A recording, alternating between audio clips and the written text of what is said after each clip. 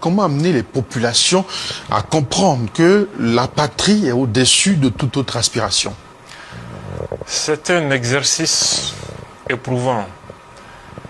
Les populations en la matière ne réfléchissent pas. Ils agissent parce qu'un leader religieux a dit.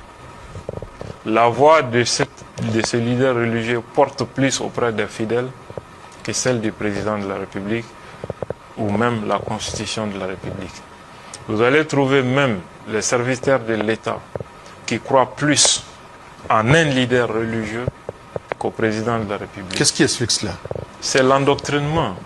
Parce que la religion te fait croire d'abord que ta vie ici présente et à l'au-delà dépend de cela, de ta fidélité à Dieu, à un livre sacré. Or, cette fidélité, aucun fidèle n'a un contact avec Dieu, ou encore moins le prophète. Pour atteindre le prophète et Dieu, il y a un intermédiaire, ça c'est les chefs religieux. Si ces chefs religieux ne sont pas dédiés à la patrie, imagine les conséquences. Au Mali, par exemple, il n'y a pratiquement pas d'école dans les centres et un peu vers le nord du Mali. C'est pourquoi les recrutements terroristes sont beaucoup plus nombreux dans ces régions. Il y a des médersas, des écoles coraniques et la plupart financées par la monarchie du Golfe. Et l'enseignement dispensé aussi à ce niveau ne permet pas d'aimer la patrie. Et on va te faire croire que la laïcité c'est haram, la démocratie c'est haram, c'est contre l'islam, et qu'aucun musulman, c'est un devoir pour les musulmans de se battre pour que la loi de Dieu s'impose.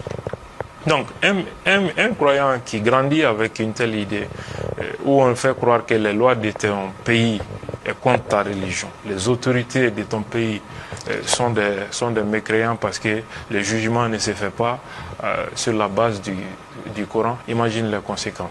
D'ailleurs, qu'on te fait croire que ton drapeau et la patrie, l'État-nation dans lequel vous vivez, ça aussi c'est haram.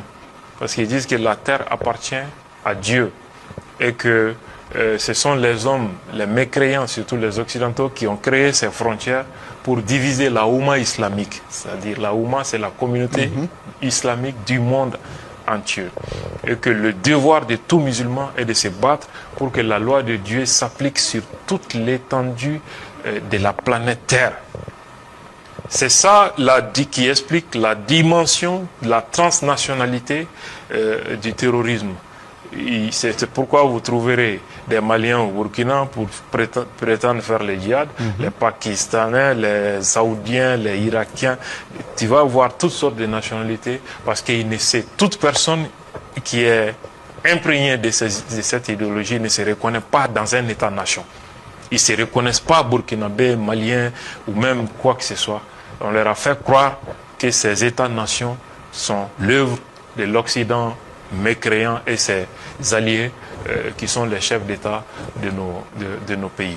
Et dans leur conception de l'espace, ils pensent que le monde, c'est deux parties. Dar al-Islam, la maison de paix de Dieu, c'est l'Arabie Saoudite pour eux, où la loi de Dieu est appliquée. On ne doit pas faire la guerre là-bas.